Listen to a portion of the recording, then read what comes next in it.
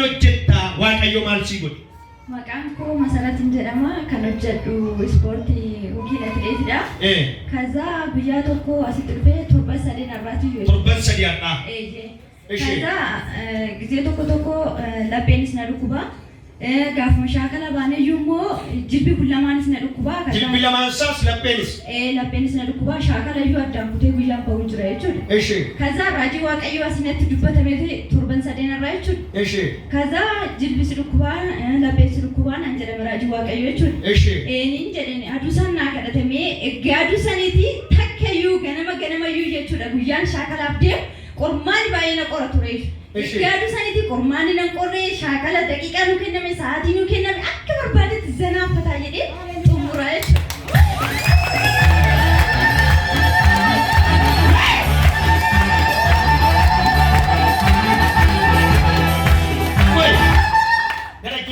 Erga gaafa sii kadhatameeti yeroo shaakala baatus shaakala yeroo hojjettus hin jiru qorumsa. Wanna takka zanaa'iin bakka fataa. Maaloo kan zanaa'iin seeru.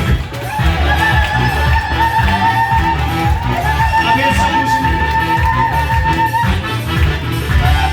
Hin danda'a.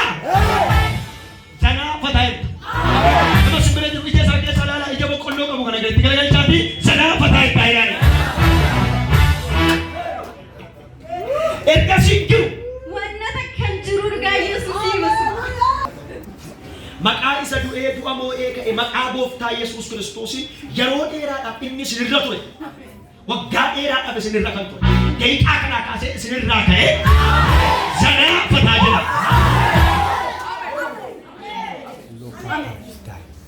Erga gaafa sii kadhatamee nagaa. Wanna takka nagaa inni Dubbii waan jedhamu hin jiru. jiru inni lammataa immoo jechuudha abbaan koo dhukkuba kaansarii yookiin immoo dangafitti kan jedhamu sanii qabamtee jirta jedhanii wallaansa fayyaa fuudhanii deemanii kazaan deebi'ee immoo kolaalitiin qabamtee jirta jedhanii naa dawwalan isaan qabamtee jirta jedhanii kaza waaqayyo jira ani koo isa waaqayyo isa jiraataa dhugaan qaba waan ta'eef nan kadhadhaa fi rakkoon qabu jedhe kazaan dawwalee firaa wadhee guyyaa tokko deemee ani koo dhukkubicha sanirraa fayyee jira naan jedhe waaqayyo naa galate. Galateeffadhaa gooftaa.